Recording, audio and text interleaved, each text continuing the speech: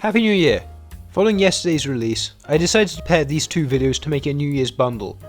That one was about my favourite films of the past year, so please check it out if you haven't. This video, as the title suggests, is about the ones I'm most excited for in the year to come, that I'm aware of. The following are not in any specific order, and I've separated next year's potential release calendar into 3 chapters. What hasn't released for me yet where I live, what hasn't received official release dates at all, and then films that actually are slated to release this year. Time codes for those chapters are in the description. Now, let's get into it.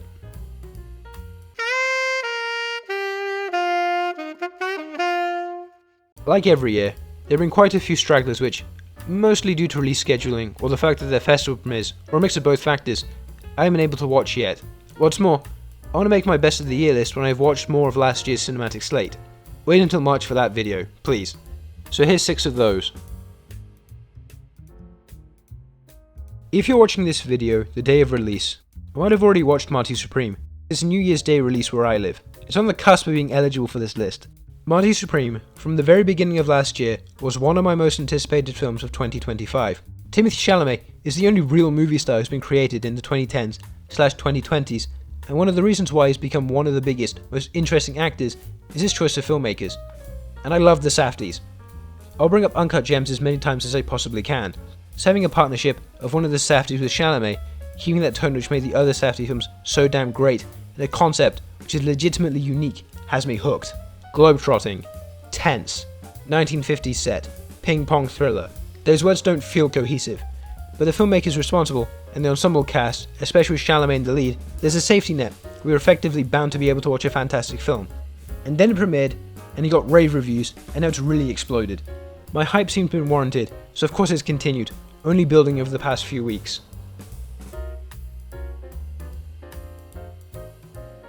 I have wanted to watch If I Had Legs I'd Kick You since last January. It will have been more than a year's wait since its premiere at Sundance. Ever since I saw David Ehrlich's incredibly positive review of it out of Sundance, I've been looking forward to this one. It's from Mary Bronstein, her feature film directorial debut, and stars Rose Byrne in a performance which, finally, gives her a platform to showcase her dramatic talent in a prestige release which is her front and centre. Supposedly, it has a tone reflective of Safdie brother films, which is incredibly tense and anxiety-inducing. Of course I want to watch this. It looks like the kind of film for me. Plus, it's got Conan O'Brien in a supporting role. Set for a February release.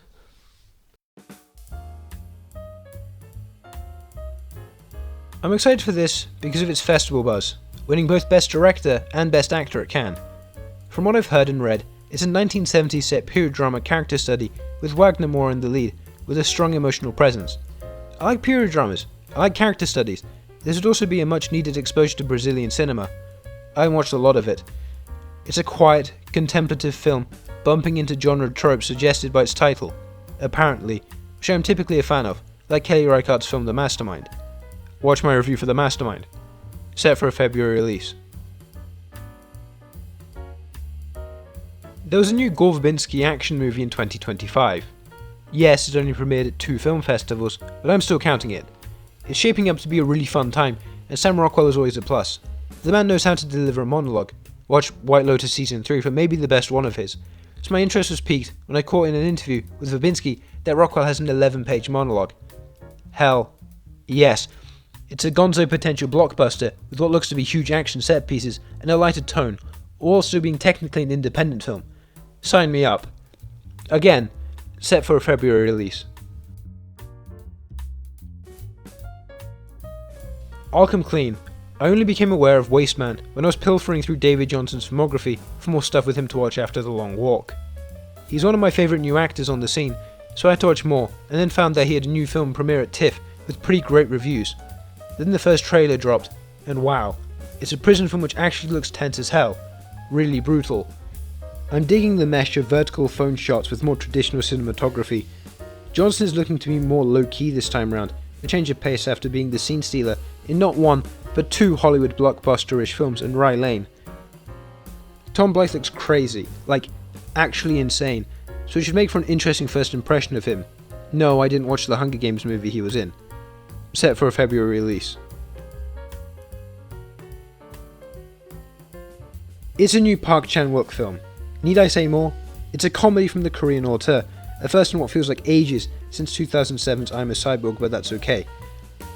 His recent stylistic development's present decision to leave, what I would consider to be his best film to date, seemed to be bolstered here, making the visual presentation of the dark comedy more grand. And this is another one with phenomenal reviews that I absolutely need to watch. The new Park Chan-wook film feels like a cinephilic event, and I feel like I'm missing out. Set for a January release.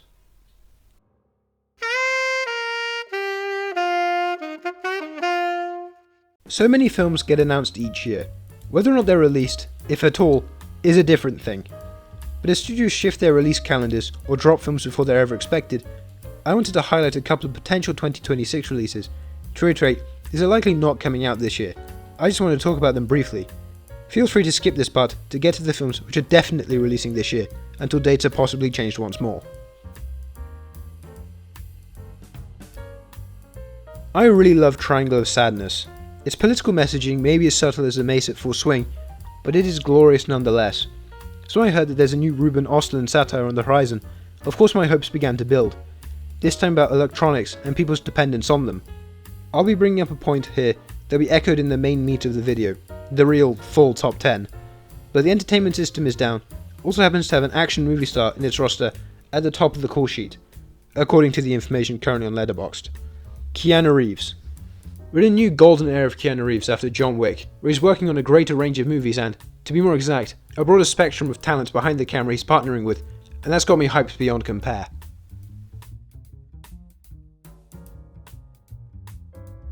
Puppets are cool.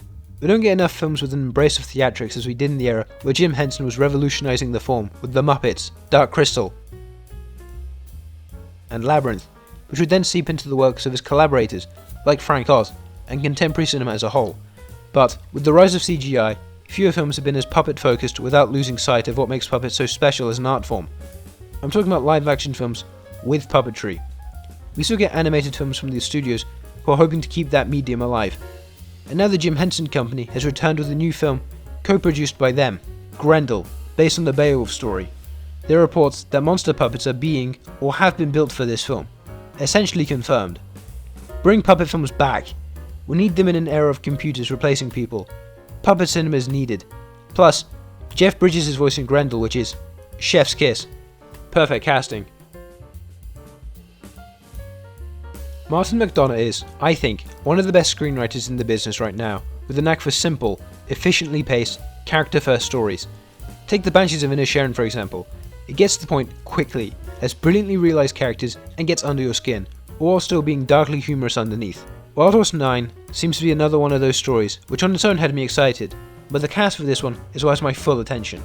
Again, Sam Rockwell, always a treat to see him on screen, and it reunites him with McDonagh, who created two of his best characters to date, Billy Bickle in Seven Psychopaths, and Jason Dixon in 3 Billboards Outside Ebbing, Missouri. We then have Parker Posey, John Malkovich, Tom Waits, Steve Buscemi, all are perfect at delivering stylized dialogue with comedic tints to it. This could go either way. I'm 50-50 on Jesse Eisenberg, film writer-director. A Real Pain is a real gem, whereas When You Finish Saving the World is kinda mid. But it's good to see him taking swings as a filmmaker.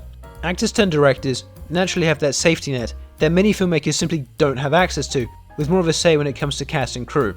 But making a musical is a risk in movies today. A risk that I'm more than thankful for if the film were to ever come out. Fingers crossed. I don't know if Julianne Moore, Paul Giamatti, or Jesse Eisenberg can sing, or sing well, but one can only hope. This was a late addition to the list, and was very close to not being included because I was simply unaware of it. Now that I am, it can't come soon enough. I watched any of Christian Mungiu's films. I probably will this year in preparation. This is another film where my anticipation arises from the confirmed cast. It's Sebastian Stan and Renata Reinsve.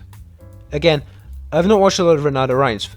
As of writing this, I've only watched The Worst Person in the World, and one other film. Give me 2 seconds and I'll get round to it, so just stick a pin in that one. The major draw, the thing that made this film a must for the list, is Sebastian Stan. He's always been on screen in my life as a filmgoer. The MCU was at its peak in my formative years as a child. Him as the Winter Soldier is a big character that I've been aware of, but I was never particularly taken by him as an actor in those days. No more. Right now, he's one of my favourites. If he's in anything, Anything at all which is removed from the film series, I am in, automatically.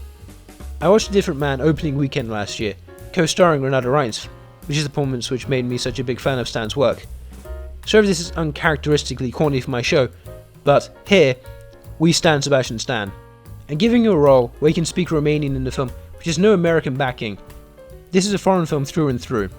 The story sounds like an engaging thriller drama about the Norwegian judicial system, which is something that I've never been aware of. Sorry if this entry became a bit long compared to everything else.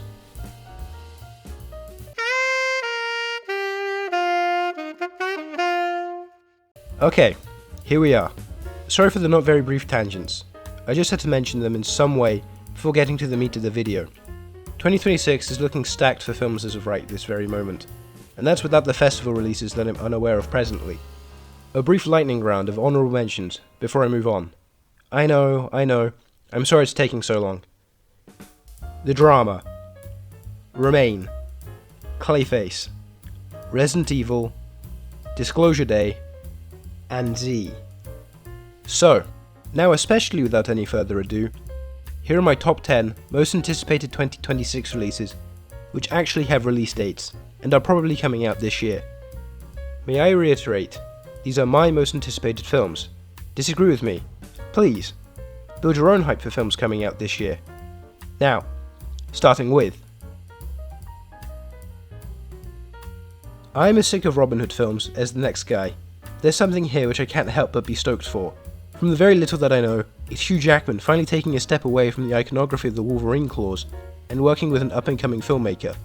It's Michael Sarnowski, director of Pig, which some say is one of the best of Nick Cage performances. I do need to watch this ASAP, which makes me think that this might be a brutal take on Robin Hood, with the ability to focus on the character of the famed legend. Furthermore, it seems to be a film about the legend and the creation of legends, with the world-weary Robin reflecting on his less than savoury past and the legends it spawned. Hey, wait a gosh damn minute. That's the story of Logan. Screw it. Still hyped for it. Just look at Hugh Jackman as Robin Hood. Look at that mane. Plus, we have Jodie Comer as an unnamed character. I doubt she's playing Maid Marian.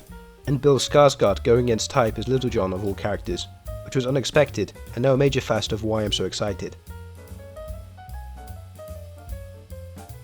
A poppy, punky, musical iteration of the Frankenstein mythos is right up my alley. From the one trailer which is currently out, it looks like a fun romp.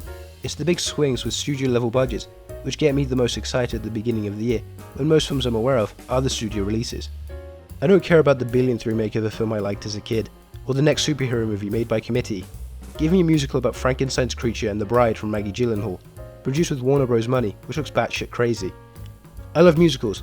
I think they're a great vessel for narrative momentum and formalist expression. Jessie Buckley looks to be exhilarating with manic energy, and The Bride also has the added benefit of finally putting Christian Bale in a musical after Newsies in 1992. It's been 34 years. 34!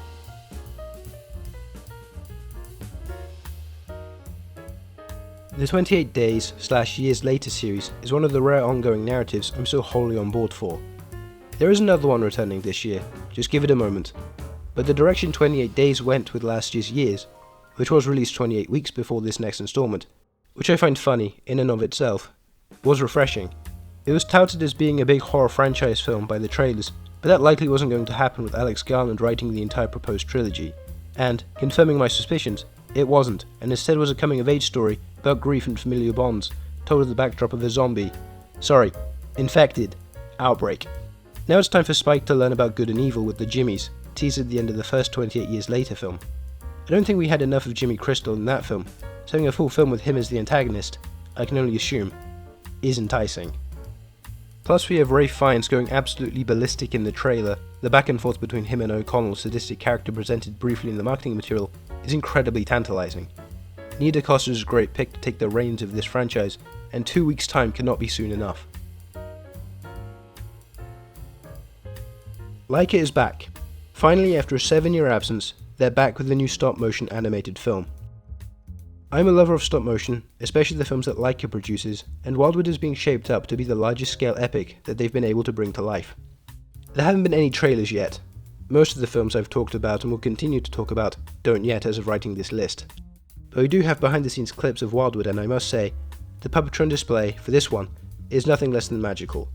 The films have always been, but the wing movement of the giant hawk alone is breathtaking, even without the context of a narrative. Travis Knight directing this one after Kubo and the Two Strings is somehow upping the scale of the story from the looks of everything. And a really extensive cast featuring Carey Mulligan, Mahershala Ali, Angela Bassett, Richard E. Grant, and one of the most vocally discernible and underrated actors, the GOAT, Tom Waits, who should be absolutely perfect for a voiceover role in a Leica-produced film.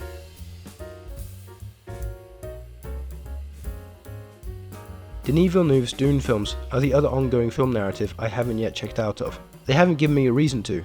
The two previous installments have been, suffice to say, incredible showcases of what big screen entertainment can, and most certainly, should be. It's Villeneuve ringing Warner Bros. For everything he can, from shooting locations, to VFX, to the biggest stars of the modern generation. This one's even adding Robert Pattinson into the mix. Dune Part 2 is one of the best films of the 2020s so far, so the follow-up is naturally something I'm keen on catching. However, I am slightly skeptical with hope that Villeneuve is able to change the source material for this one.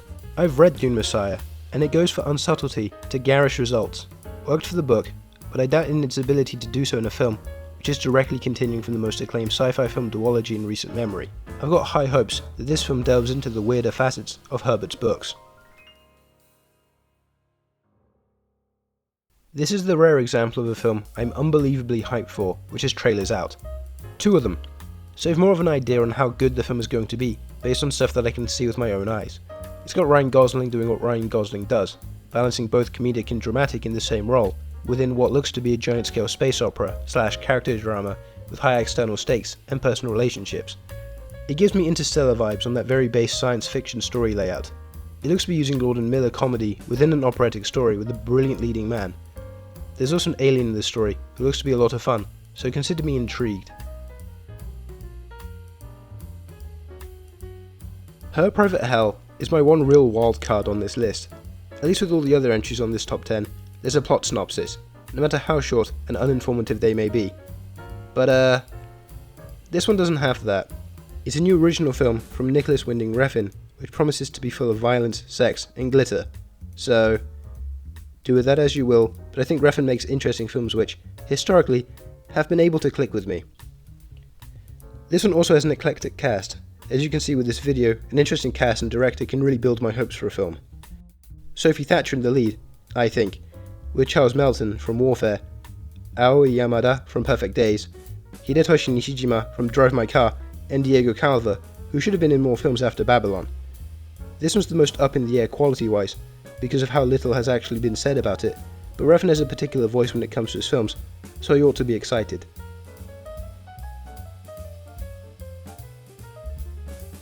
What the fuck is this movie gonna be? Aside from some of the cast and crew, it's so very extensive, and the most vague plot synopsis, the most powerful man on earth needs to prove he's the world's saviour before something he unleashed destroys everything. I don't know what to expect when it comes to specifics, but I do know this. It finally brings Tom fucking Cruise out of his action movies. I love those movies. And back to the good old days, where he was a great actor first, then a movie star. The Magnolia and Interview with the Vampire days are finally back. What's more is the fact that he's working with one of the best directors of recent times, Alejandro González Iñárritu. This pairing of Tom Cruise with a big name, established author filmmaker hasn't happened in my lifetime as a cinephile. No offense to Joseph Kosinski and Christopher McQuarrie. The fact that the narrative is top secret is only increasing my anticipation. The supporting cast of Sandra Hüller, John Goodman, Jesse Plemons, Riz Ahmed, Michael Stuhlbarg. I barely know what this film is, but I know I need to watch it in the cinema opening weekend. I apologise for the profanity. I try to keep it minimal, but I feel like it emphasised my point clearly here. I mean, come on. There wasn't going to be a version of this list without a Robert Eggers film when one is on the horizon, especially when that film is set in the 13th century with true-to-life dialogue. With only that note on dialogue alone, Welf is setting itself apart from other films, both within period horror films and the Eggers filmography. Anything which can contain such a cinematic pivot into a particular niche from a well-regarded filmmaker, who I consider has had a crucial effect on my awakening as a cinephile, is something I have to pay close attention to. And this reunites Eggers with Lily Rose Depp, who gave one of the best performances in an Eggers film with her turn as Ellen Hutter in Nosferatu. No, it's not The Odyssey, much to maybe everyone's dismay. One of my most anticipated films of the year is Boots Riley's sophomore feature, I Love Boosters.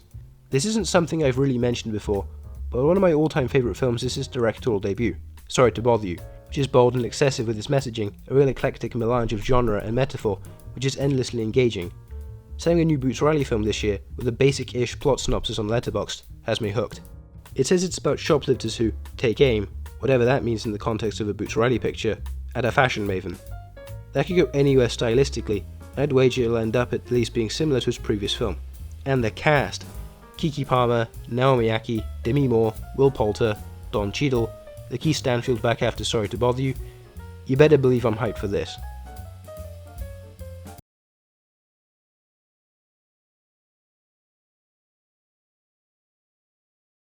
What are your most anticipated films of 2026? Did you find spots in the list where you vehemently disagreed with me? Did this list open your eyes to the potential that 2026 holds in store? Comment them below, and if you wouldn't mind, like and subscribe too. I do 1 to 3 film reviews a week, and I tend to do an essay video once a month if you're interested. Well, that's all. Keep on watching movies and form your own opinions. See you in the next one.